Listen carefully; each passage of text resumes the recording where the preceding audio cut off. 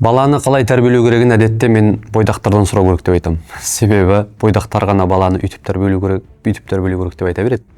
Ал шынымен де балалы болған адамдар біледі. Кейде істеймін деген нәрсеңді істемей, істемеймін деген нәрсеңді істеуің әбден мүмкін ата-ана болғаннан кейін. Бірақ бұл жерде мынандай бір аса маңызды мәселе бар. Қазіргі заман балаларының арасында кеңінен тарап бара жатқан бір өте қауіпті нәрсе бар. Ол цифрлық аутизм деп аталады. Яғни бала туыла салып қолына гаджет беру, телефонға, мультфильмға отырғызу. Әдетте баланың дамуы 5 сезім мүшесі арқылы болады негізінен.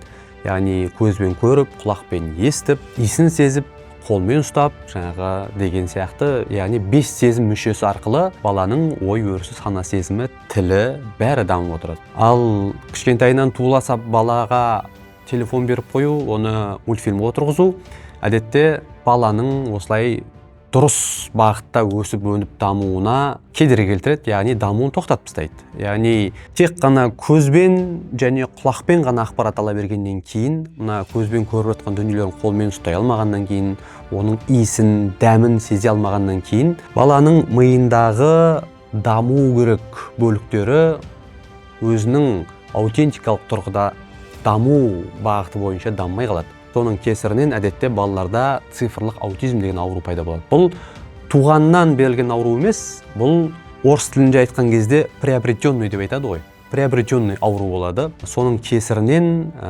балалардың өмірде жаңағы өзінің орнын табуы, адам қатарына қосылуы деген дүние өте қиынға соғады. Соның кесірінен әдетте балалардың тілі де кеш шығады, санасы дұрыс дамымағаннан кейін. Ал орыс жаңағы атақты философтар айтады, орысша айтқан кезде язык дом бытия дейді. Яғни болмыс үйіне кіретін қақпа ол тіл деп айтады.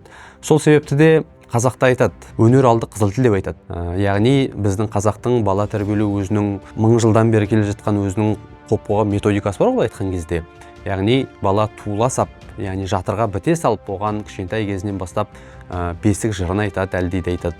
Одан кейін сәл өсе келе баламен бірге отырып кітап оқу, оған ертегі айтып беру, аңыз қисса айтып беру, одан кейін санамақ, тақпақ, мақал мәтел, жаңылтпаш жаттату деген сияқты. Одан кейін баланың қазір критическое мышление деп айтып жүр ғой, ақылының, ойының жаңа ұшқыр болуы, жұмбақ жасырады балаға, ойландырады. Сол себепті де міне біз осы қазақы тәрбие, қазақы баланы өсіру осы бір методикасынан жаңылып, басқа дүниелерге қарай жармасқан сайын біз балаларымызды әдетте қолдан ауру қылып жатамыз. Сол себепті балалар осындай цифровой аутизм, яғни цифрлік аутизм дейтін ауруға шалдықпас үшін кішкентай кезінен бала жатырға біткеннен бастап осындай қазақы құндылықтармен сусындату керек.